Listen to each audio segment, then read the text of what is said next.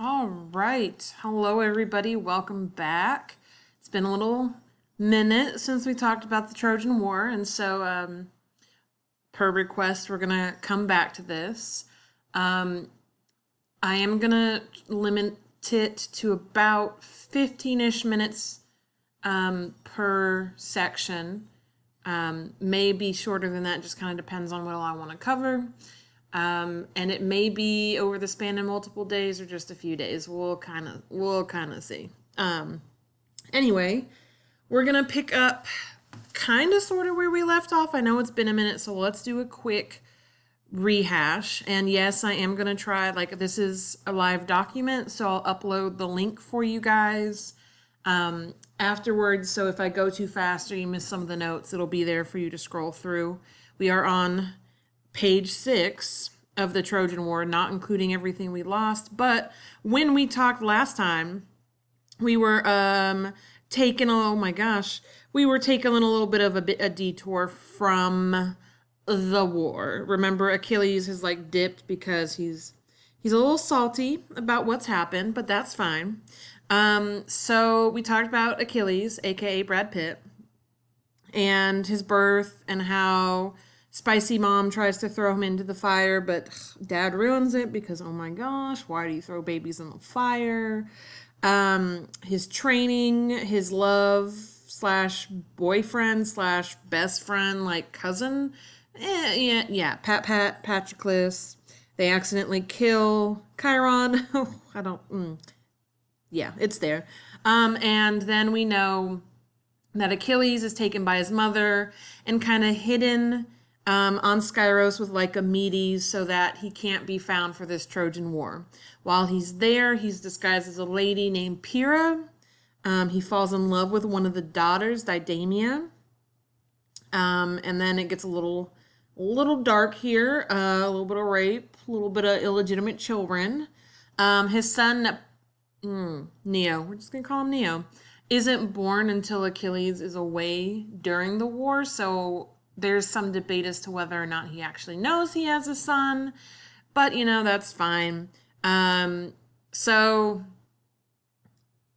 basically what's going to happen is war breaks out. They know there's this prophecy. They have to find Achilles. And so Agamemnon is going to send a hero, Odysseus, to find him. So here's what we're going to do. We're going to talk about Odysseus as one of the heroes of the Trojan War. Okay. So, our man Odysseus. Oh, well, it would help if I could spell that. Our man Odysseus is a king. We have met him before. Remember way back when he came up with the sneaky plan that everybody's going to have to swear to honor whoever Helen decides to marry?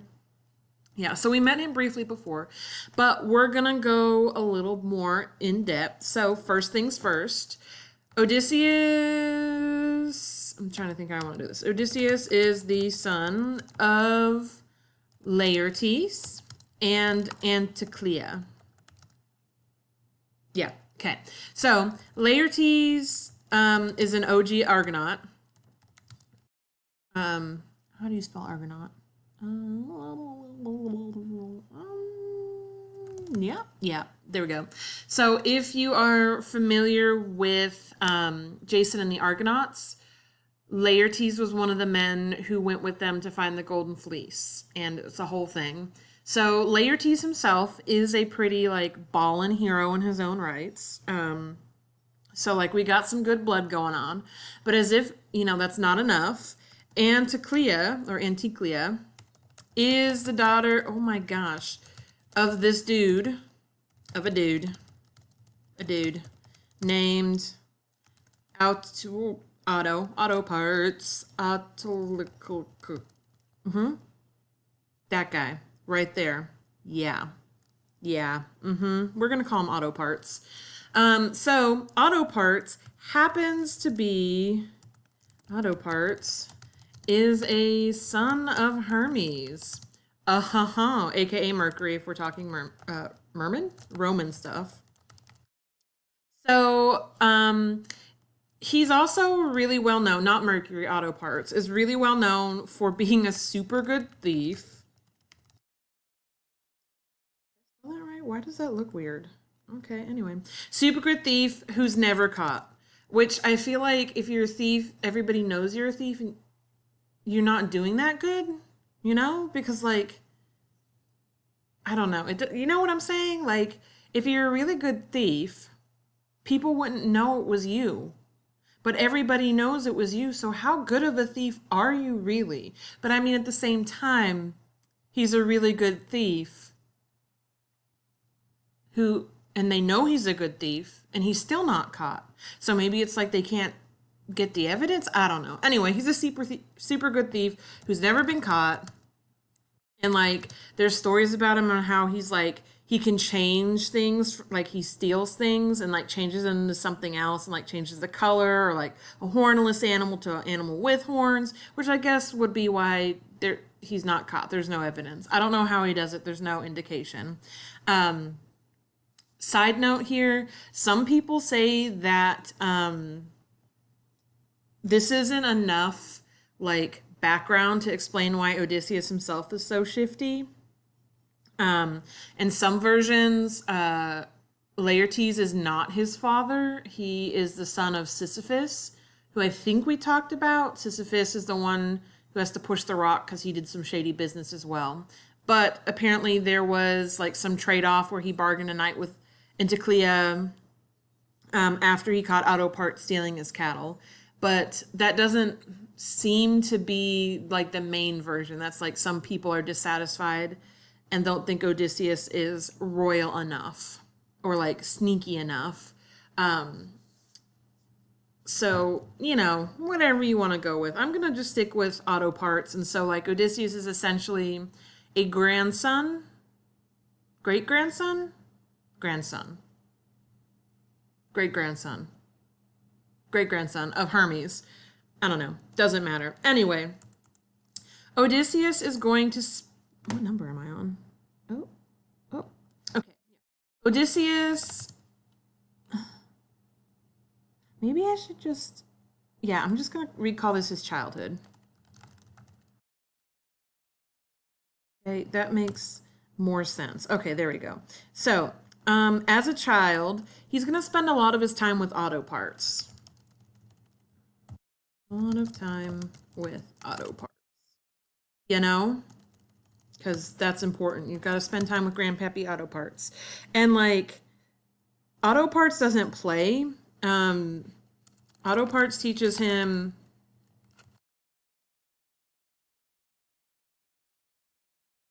Oh my gosh. Teaches him how to be sneaky, a liar, and a thief. Great traits, right? Amazing.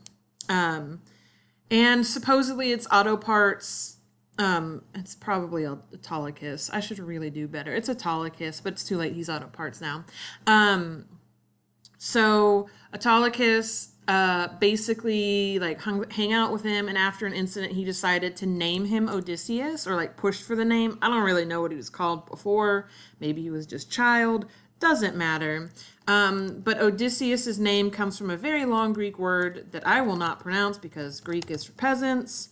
Which basically means to be wrought against, to be at odds with, basically, or to hate. So, you know, Odysseus' name is like to hate, which, if we know anything about the Odyssey, is gonna kind of come into play. Which the Odyssey I don't think we'll get to cover. I'm sorry, friends. So there is this important segment which I will tell you about because it will play a role later in his life. Odysseus has this very distinctive scar on his leg, like his thigh kind of, because while he was out hanging with auto parts, they decided to have like a boar hunt. And boars, I don't know if y'all know this, are horrifying and big and scary and super mean and will absolutely annihilate you. So he's on this boar hunt with auto parts, and let me just finish. How we have a boar hunt. Odysseus is on hunt and is mangled by the boar. mangled to the point like they're like, oh my God, he's about to die. But, you know, great grandson of Hermes, he has some kind of divinity in him. He's going to pull through, but he's going to have this like gnarly scar on his leg, which is important for the Odyssey, which we'll never get there. So, but anyway, am I on 2 now? Yeah. So pre-war, we have the whole Helen incident. Why did I spell it that way? Okay. And I'm not going to go over that again because basically we know what happens. He strikes a deal. He marries Penelope after this. This was part of his reward for coming up with this plan. Is Boomer. He gets to marry Penelope. And so he and Penelope are married, and then he takes over, takes over as king of Ithaca, because Laertes dies at some point. So he's going to be king of Ithaca. He is very happy during this time. He's very happy. He and his wife are very loving. Everybody really likes him. It's a grand old time. They have a son named Telemachus. Like, he's a newborn. And then, you know, we don't know a whole lot about what's happening before the war. Like, we just know he's living on Ithaca. He's living his best life. He and Penelope are happy. Everybody loves him. They got a nice little goat thing going on. It's great. They just had their son Telemachus when, oh no, the war is a baby. Basically newborn at this point. Okay. When Aggie and Menelaus show up, okay? So they're like, hey, remember that deal we struck and you're supposed to come help us? And Odysseus is like, oh, yeah, about that. I totally don't know it. And so he's going to, why can't I spell? Odysseus is going to pretend to be insane. Like, insane, so he doesn't have to go to the war.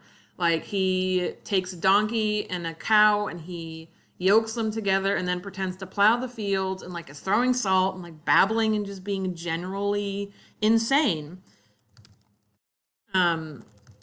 You know, he just has a son. He's really happy. He wants to be there. Well, this dude named Palamedes doesn't believe him. Like, Odysseus has a reputation. People kind of know what it is. It's a lot like auto parts. And so he doesn't believe that Odysseus is crazy. So what he's going to do is he's going to take Telemachus, newborn baby, and yeets him into the field. And his thought is like, okay, if I eat him here and Odysseus is not insane, he's going to have to stop. Otherwise, he's going to, like, chop his son in half with this sharp, pointy plow. Okay? And if he is insane, well, then I guess he's not going to have this baby anymore. So whatevs. Obviously, O is not insane. And so he saves, oh my gosh. Odysseus is not insane, and he saves the bebe. Bebe?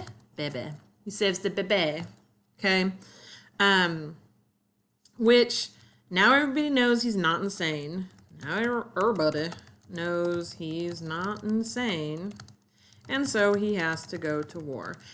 Like everything, there's a prophecy that if he goes, he's going to be gone for a long time, which is part of why he doesn't want to go, aside from the fact that he's super happy. So basically, Odysseus is going to be super pissed at Palamedes the entire time because A, he yeeted his child into the field, and B, he proved that he wasn't insane, and now he has to go to war. And I forgot where I was going with that, but he's mad. He's mad at Palamedes. He's not really mad at Agamemnon and Menelaus, because he did make a deal. He was just kind of hoping to get out of it without seeming like a sketchy person. Anyway, he's stuck going to the war, and we are going to pick up next time with him in the war and finding Achilles. Okay, so next up we'll talk about Odysseus finding Achilles. All right, so I'll see y'all next time and hope you enjoyed.